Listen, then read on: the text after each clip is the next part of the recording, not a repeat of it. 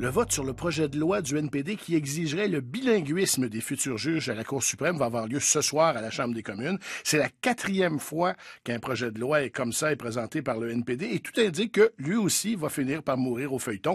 Une majorité de libéraux devrait s'y opposer, alors qu'ils l'ont appuyé à 2 reprises dans le passé. Même le premier ministre Trudeau, quand il était député de l'opposition, avait voté pour.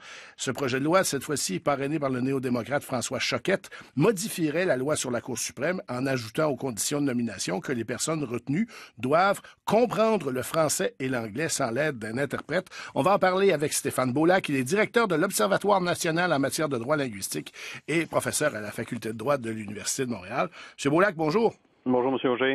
Les libéraux disent on n'a pas besoin de changer la loi parce qu'on s'est engagé à ne nommer que des juges bilingues à la Cour suprême avec le nouveau processus qui a été mis en place. Est-ce que c'est suffisant?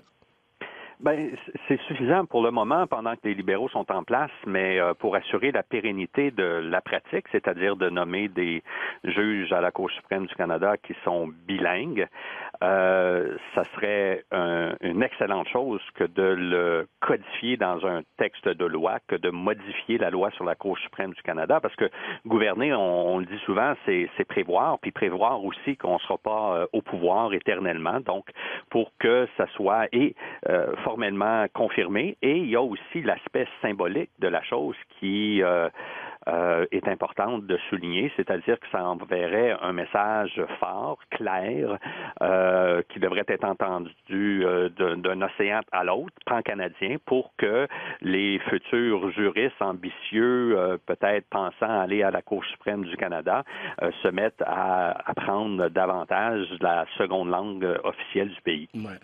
Il y a quand même une nuance importante dans les 2 textes. Le nouveau processus de nomination mis en place par les libéraux dit que les juges doivent être, là je cite, effectivement bilingues. Mm-hmm. La loi du député néo-démocrate dirait que les personnes retenues doivent comprendre le français et l'anglais sans l'aide d'un interprète. Mm-hmm. Ça veut dire quoi être effectivement bilingue, là?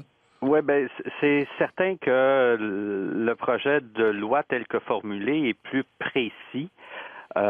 Semble exiger davantage parce que, en droit, on appelle ça de la texture ouverte, là, l'expression utilisée dans la politique adoptée par le gouvernement de Justin Trudeau laisse plus de marge de manœuvre dans l'appréciation des connaissances linguistiques.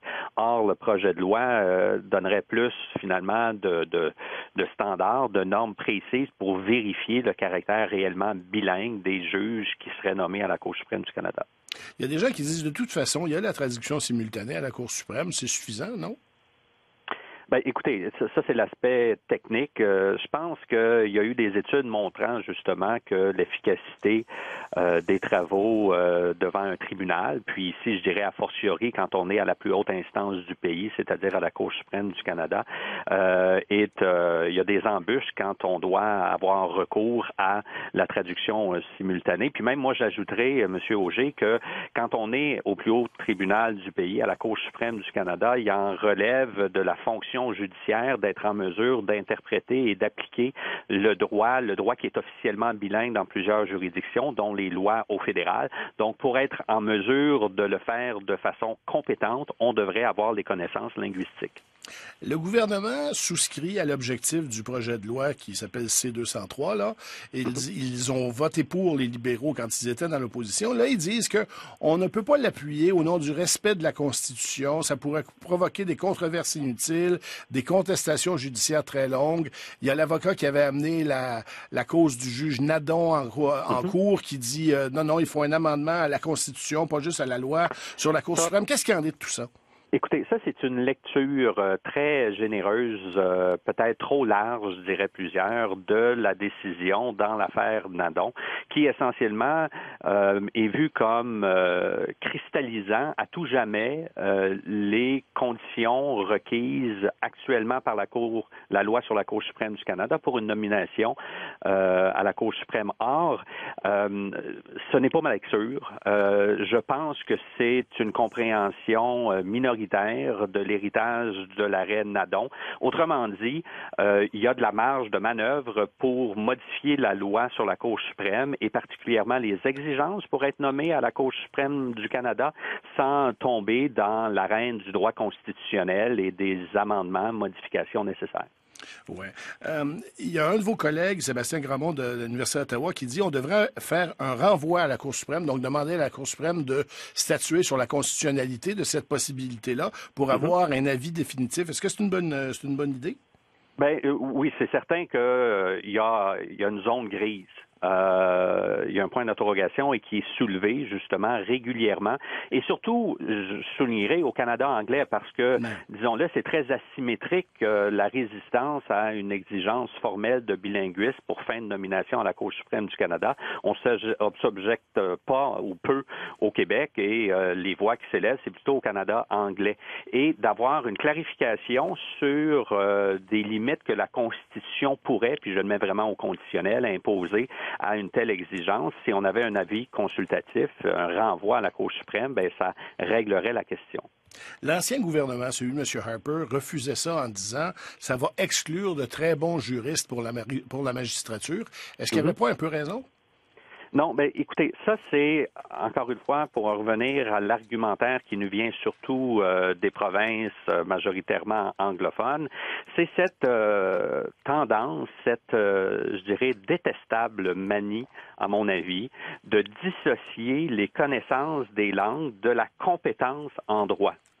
Plusieurs soulignent que pour être un top juriste là, qui aspire à une nomination à la Cour suprême du Canada, il faut être bilingue. Pas être bilingue à tous les niveaux des tribunaux et des cours au pays, mais si on est au plus haut tribunal du pays et qu'on doit décider de façon finale et définitive des questions d'interprétation sur la base de textes de loi qui sont officiellement bilingues et qui vont nous être plaidés ces points de droit dans les deux langues officielles. Il faut que ça soit devant des juges qui ont une compréhension à la fois du français et de l'anglais. Donc, M. Beaulac, on pourrait vous dire, de compétence en droit. On pourrait vous dire que les juges des autres provinces du Canada statuent régulièrement sur des causes de code civil, puis c'est pas des civilistes au sens auquel on l'entend au Québec.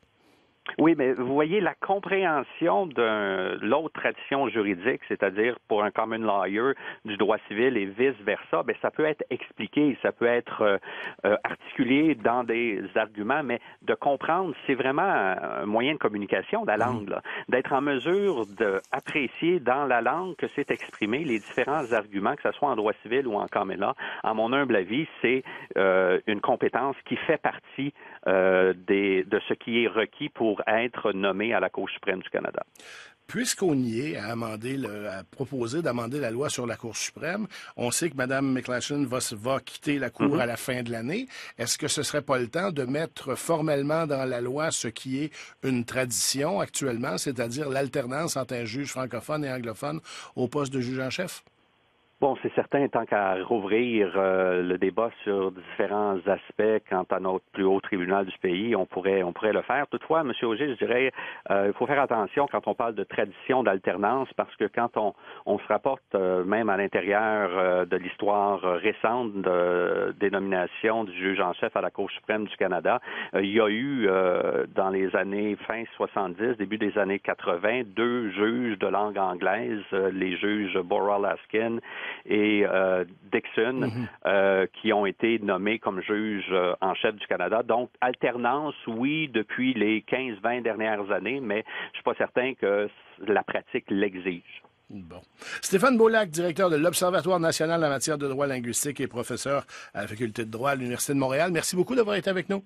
C'est toujours un plaisir, M. Auger. Au revoir.